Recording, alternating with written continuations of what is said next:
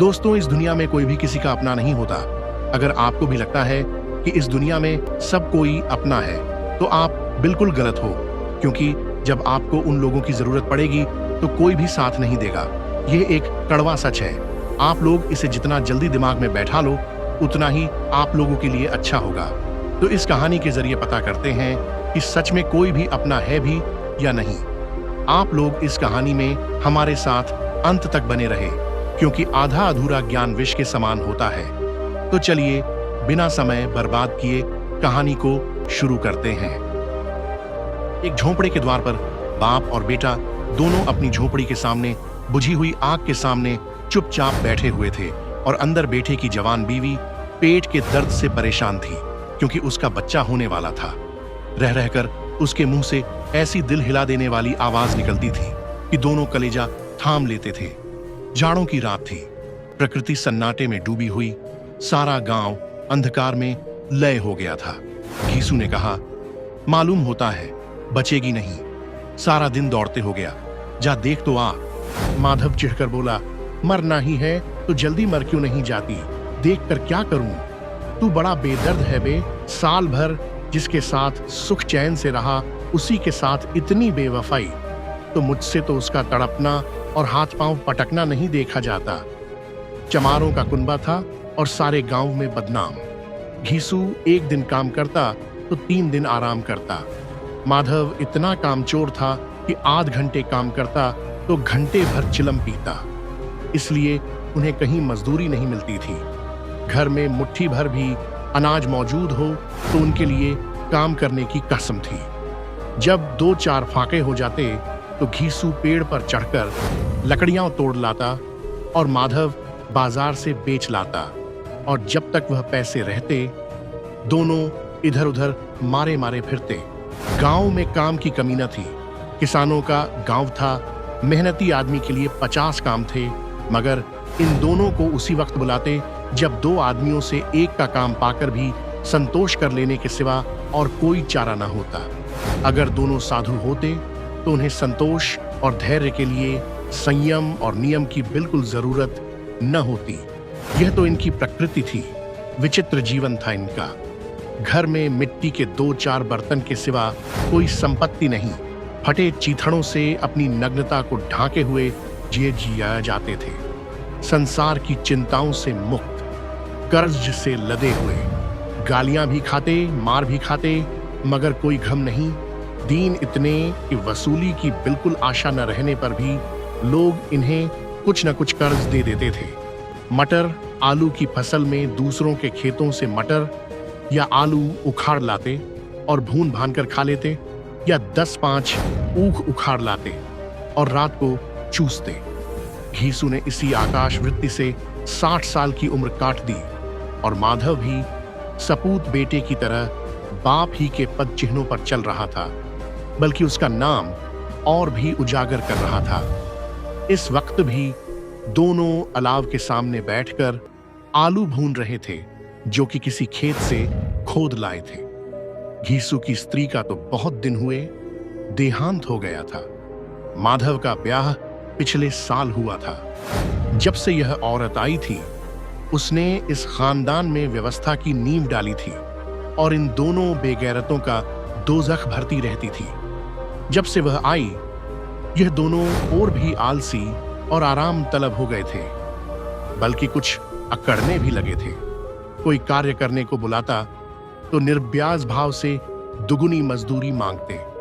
वही औरत आज प्रसव वेदना से मर रही थी, और यह दोनों इसी इंतजार में थे कि वह मर जाए तो आराम से सोएं। घीसू ने आलू निकालकर छीलते हुए कहा, जाकर देख तो क्या दशा है उसकी। चुड़ैल का फिसाद होगा और क्या। यहां तो ओझा भी 1 रुपया मांगता है। माधव को भय था कि वह कोठरी में गया तो घीसू आलूओं का बड़ा भाग साफ कर देगा। बोला, मुझे वहां जाते डर लगता है। डर किस बात का है, मैं तो यहां हूं ही। तो तुम ही जाकर देखो ना। मेरी औरत जब मरी थी तो मैं 3 दिन तक उसके पास से हिला तक नहीं था, और फिर मुझसे लजाएगी कि नहीं। जिसका कभी मुंह नहीं देखा, आज उसका उघड़ा हुआ बदन देखूं, उसे तन की सुध भी तो न होगी। मुझे देख लेगी तो खुलकर हाथ पांव भी न पटक सकेगी। मैं सोचता हूँ कोई बाल बच्चा हो गया तो क्या होगा, सोंठ गुड़ तिल कुछ भी तो नहीं है घर में, सब कुछ आ जाएगा, भगवान दे तो। जो लोग अब भी एक पैसा नहीं दे रहे हैं वे ही कल बुलाकर रुपए देंगे। मेरे 9 लड़के हुए, घर में कभी कुछ न था, मगर भगवान ने किसी न किसी तरह बेड़ा पार ही लगाया। जिस समाज में रात दिन मेहनत करने वालों की हालत उनकी हालत से कुछ बहुत अच्छी न थी और किसानों के मुकाबले में वे लोग जो किसानों की दुर्बलताओं से लाभ उठाना जानते थे कहीं ज्यादा संपन्न थे, वहां इस तरह की मनोवृत्ति का पैदा हो जाना कोई अचरज की बात न थी। हम तो कहेंगे घीसू किसानों से कहीं ज्यादा विचारवान था और किसानों के विचार शून्य समूह में शामिल होने के बदले बैठकबाजों की कुत्सित मंडली में जा मिला था। हाँ, उसमें यह शक्ति न थी कि बैठकबाजों के नियम और नीति का पालन करता। इसलिए जहां उसकी मंडली के और लोग गांव के सरगना और मुखिया बने हुए थे, उस पर सारा गांव उंगली उठाता था। फिर भी उसे यह तस्कीन तो थी ही कि अगर वह फटेहाल है तो कम से कम उसे किसानों की सीजी तोड़ मेहनत तो नहीं करनी पड़ती और उसकी सरलता और निरीहता से दूसरे लोग बेजा फायदा तो नहीं उठाते। दोनों आलू निकाल निकाल कर जलते जलते खाने लगे। कल से कुछ नहीं खाया था, इतना सब्र न था कि ठंडा हो जाने दें। कई बार दोनों की जबानें जल गईं। छिल जाने पर आलू का बाहरी हिस्सा जबान, हलक और तालू को जला देता था और उस अंगारे को मुंह में रखने से ज्यादा खैरियत इसी में थी कि वह अंदर पहुंच जाए। वहां उसे ठंडा करने के लिए काफी सामान थे, इसलिए दोनों जल्द जल्द निगल जाते। हालांकि इस कोशिश में उनकी आंखों से आंसू निकल आते। घीसू को उस वक्त ठाकुर की बारात याद आई जिसमें 20 साल पहले वह गया था। उस दावत में उसे जो तृप्ति मिली थी वह उसके जीवन में एक याद रखने लायक बात थी और आज भी उसकी याद ताजा थी। बोला, वह भोज नहीं भूलता। तब से फिर उस तरह का खाना और भरपेट नहीं मिला। लड़की वालों ने सबको भरपेट पूरियां खिलाई थीं, सबको। छोटे बड़े सबने पूरियां खाईं और असली घी की। चटनी, रायता, 3 तरह के सूखे साग, एक रसेदार तरकारी, दही, चटनी, मिठाई। अब क्या बताऊं कि उस भोज में क्या स्वाद मिला। कोई रोक टोक नहीं थी। जो चीज चाहो मांगो, जितना चाहो खाओ। मगर परोसने वाले हैं कि पत्तल में गर्म गर्म गोल गोल सुवासित कचौरियां डाल देते हैं। मना करते हैं कि नहीं चाहिए। पत्तल पर हाथ रोके हुए हैं, मगर वह हैं कि दिए जाते हैं। और जब सबने मुंह धो लिया तो पान इलायची भी मिली, मगर मुझे पान लेने की कहां सुध थी। खड़ा हुआ न जाता था। चटपट जाकर अपने कंबल पर लेट गया।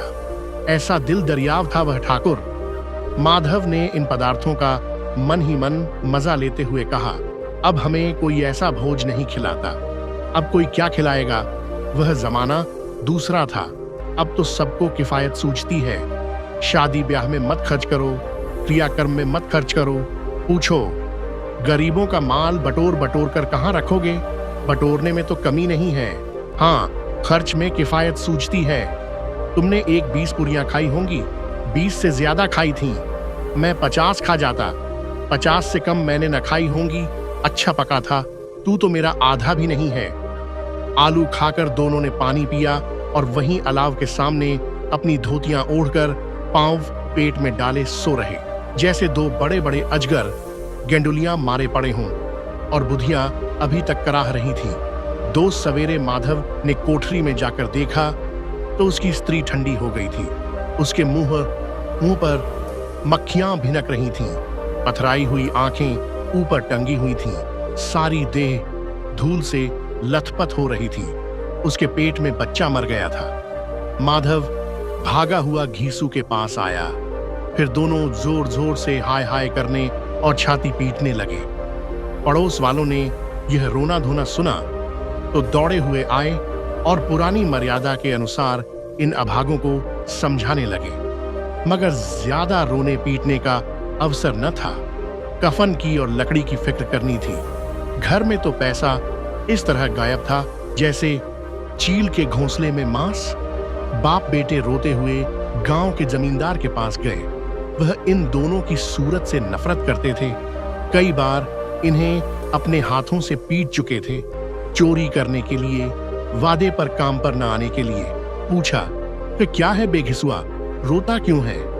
अब तो तू कहीं दिखलाई भी नहीं देता। मालूम होता है इस गांव में रहना नहीं चाहता। घीसू ने जमीन पर सिर रखकर आंखों में आंसू भरे हुए कहा, सरकार, बड़ी विपत्ति में हूं। माधव की घरवाली रात को गुजर गई। रात भर तड़पती रही सरकार। हम दोनों उसके सिरहाने बैठे रहे। दवा दारू जो कुछ हो सका सब कुछ किया, मुदा वह हमें दगा दे गई। अब कोई एक रोटी देने वाला भी न रहा मालिक। तबाह हो गए, घर उजड़ गया। आपका गुलाम हूं। अब आपके सिवा कौन उसकी मिट्टी पार लगाएगा? हमारे हाथ में तो जो कुछ था वह सब तो दवा दारू में उठ गया। सरकार ही की दया होगी तो उसकी मिट्टी उठेगी। आपके सिवा किसके द्वार पर जाऊं? जमींदार साहब दयालु थे, मगर घीसू पर दया करना काले कंबल पर रंग चढ़ाना था। जी में तो आया, कह दें चल दूर हो यहां से, यूं तो बुलाने से भी नहीं आता। आज जब गरज पड़ी तो आकर खुशामद कर रहा है। हरामखोर कहीं का बदमाश। लेकिन यह क्रोध या दंड देने का अवसर न था। जी में कुढ़ते हुए 2 रुपए निकालकर फेंक दिए, मगर सांत्वना का एक शब्द भी मुंह से न निकला। उसकी तरफ ताका तक नहीं, जैसे सिर का बोझ उतारा हो। जब जमींदार साहब ने 2 रुपए दिए तो गांव के बनिए महाजनों को इनकार का साहस कैसे होता? घीसू जमींदार के नाम का ढिंढोरा भी पीटना खूब जानता था। किसी ने 2 आने दिए, किसी ने 4 आने। 1 घंटे में घीसू के पास 5 रुपए की अच्छी रकम जमा हो गई। कहीं से अनाज मिल गया, कहीं से लकड़ी। और दोपहर को घीसू और माधव बाजार से कफन लाने चले। इधर लोग बांस वांस काटने लगे। गांव की नर्म दिल स्त्रियां आ आकर लाश देखती थीं और उसकी बेकसी पर 2 बूंद आंसू गिराकर चली जाती थीं। 3 बाजार में पहुंचकर घीसू बोला, लकड़ी तो उसे जलाने भर को मिल गई है, क्यों माधव? माधव बोला, हाँ लकड़ी तो बहुत है, अब कफन चाहिए तो चलो कोई हल्का सा कफन ले लें। हाँ और क्या, लाश उठते उठते रात हो जाएगी। रात को कफन कौन देखता है? कैसा बुरा रिवाज है कि जिसे जीते जी तन ढांकने को चीथड़ा भी न मिले, उसे मरने पर नया कफन चाहिए। कफन लाश के साथ जल ही तो जाता है, और क्या रखा रहता है। यही 5 रुपए पहले मिलते तो कुछ दवा दारू कर लेते। दोनों एक दूसरे के मन की बात ताड़ रहे थे। बाजार में इधर उधर घूमते रहे। कभी इस बाजार की दुकान पर गए, कभी उसकी दुकान पर। तरह तरह के कपड़े, रेशमी और सूती देखे, मगर कुछ झांचा नहीं। यहां तक कि शाम हो गई। तब दोनों न जाने किस दैवी प्रेरणा से एक मधुशाला के सामने जा पहुंचे और जैसे किसी पूर्व निश्चित व्यवस्था से अंदर चले गए। वहां जरा देर तक दोनों असमंजस में खड़े रहे। फिर घीसू ने गद्दी के सामने जाकर कहा, साहू जी 1 बोतल हमें भी देना। इसके बाद कुछ चिखौना आया, तली हुई मछली आई और दोनों बरामदे में बैठकर शांतिपूर्वक पीने लगे। कई कुज्जियां ताबड़तोड़ पीने के बाद दोनों सरूर में आ गए। घीसू बोला, कफन लगाने से क्या मिलता, आखिर जल ही तो जाता, कुछ बहू के साथ तो न जाता। माधव आसमान की तरफ देखकर बोला, मानो देवताओं को अपनी निष्पापता का साक्षी बना रहा हो। दुनिया का दस्तूर है, नहीं लोग बामनों को हजारों रुपए क्यों दे देते हैं? कौन देखता है परलोक में मिलता है या नहीं? बड़े आदमियों के पास धन है, फूंके। हमारे पास फूंकने को क्या है? लेकिन लोगों को जवाब क्या दोगे? लोग पूछेंगे नहीं कफन कहाँ है? घीसू हंसा, अबे कह देंगे कि रुपए कमर से खिसक गए, बहुत ढूंढा, मिले नहीं। लोगों को विश्वास न आएगा, लेकिन फिर वही रुपए देंगे। माधव भी हंसा। इस अनपेक्षित सौभाग्य पर बोला, बड़ी अच्छी थी बेचारी, मरी तो खूब खिला पिलाकर। आधी बोतल से ज्यादा उड़ गई। घीसू ने 2 सेर पूरियां मंगाई, चटनी, अचार, कलेजियां। शराब खाने के सामने ही दुकान थी। माधव लपक कर 2 पत्तलों में सारे सामान ले आया। पूरा 1.5 रुपया खर्च हो गया। थोड़े से पैसे बच रहे।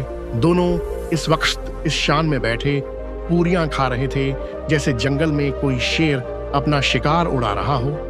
न जवाबदेही का खौफ था, न बदनामी की फिक्र। इन भावनाओं को उन्होंने बहुत पहले ही जीत लिया था। घीसू दार्शनिक भाव से बोला, हमारी आत्मा प्रसन्न हो रही है तो क्या उसे पुण्य न होगा? माधव ने श्रद्धा से सिर झुकाकर तस्दीक की, जरूर से जरूर होगा। भगवान तुम अंतर्यामी हो, उसे बैकुंठ ले जाना। हम दोनों हृदय से आशीर्वाद दे रहे हैं। आज जो भोजन मिला वह कभी उम्र भर न मिला था।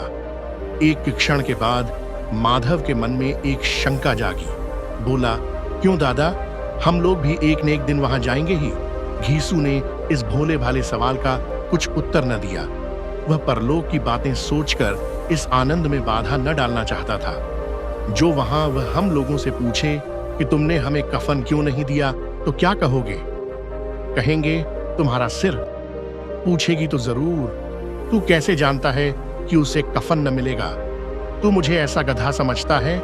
60 साल क्या दुनिया में घास खोदता रहा हूं, उसको कफन मिलेगा और बहुत अच्छा मिलेगा। माधव को विश्वास न आया। बोला, कौन देगा? रुपए तो तुमने चट कर दिए, वह तो मुझसे पूछेगी। उसकी मांग में तो सेंदूर मैंने डाला था। कौन देगा? बताते क्यों नहीं? वही लोग देंगे जिन्होंने अब की दिया।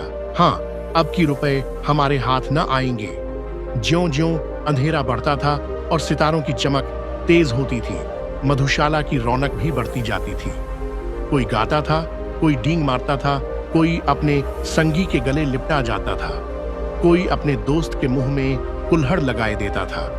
वहां के वातावरण में सुरूर था, हवा में नशा। कितने तो यहां आकर एक चुल्लू में मस्त हो जाते थे।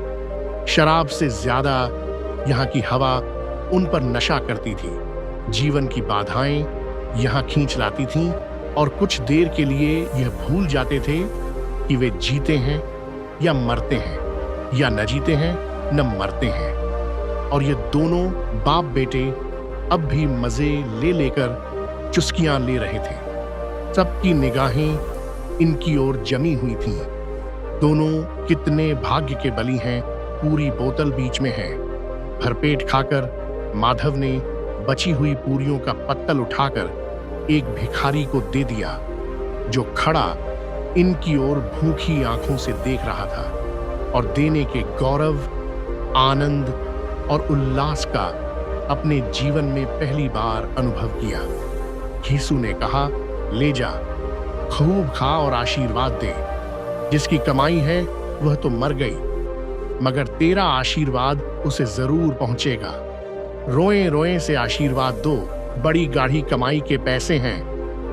माधव ने फिर आसमान की तरफ देखकर कहा, वह बैकुंठ में जाएगी दादा, बैकुंठ की रानी बनेगी।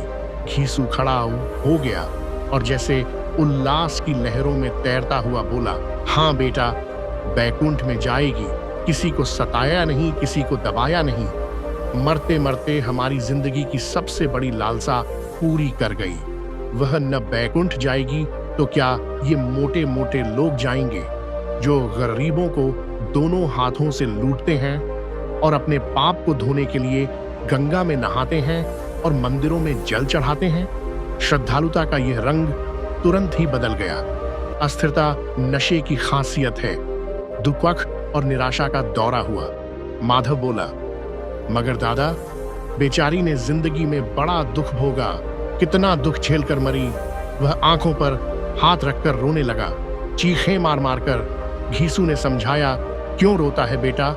खुश हो कि वह माया जाल से मुक्त हो गई, जंजाल से छूट गई। बड़ी भाग्यवान थी जो इतनी जल्द माया मोह के बंधन तोड़ दिए।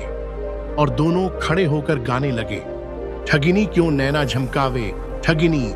पियक्कड़ों की आंखें इनकी ओर लगी हुई थीं और यह दोनों अपने दिल में मस्त गाए जाते थे।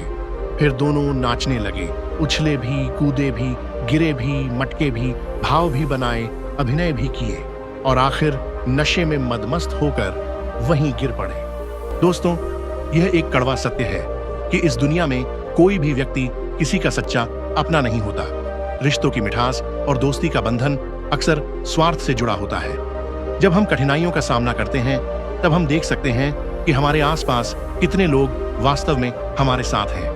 बाहरी दुनिया में सब कुछ दिखावटी है, हर कोई अपने फायदे के लिए रिश्ते बनाते हैं। ऐसे में जब हमें समर्थन और सहारे की जरूरत होती है तो अक्सर हम अकेले रह जाते हैं। यह समझना जरूरी है कि असली अपनापन उसे समय ही प्रकट होता है जब बिना किसी स्वार्थ के कोई हमारी मदद करता है। इस सच को स्वीकार करने में हमें समय लग सकता है, लेकिन यही समझा हमें मजबूत बनाती है। जब हम यह जान लेते हैं कि असली मित्रता और अपनापन बिना शर्त के होते हैं, तब हम सच्चे रिश्तों की कदर कर सकते हैं। इसलिए हमें अपने रिश्तों में सतर्क रहना चाहिए और उन लोगों को पहचानना चाहिए जो हमारे साथ सच्चे दिल से खड़े होते हैं।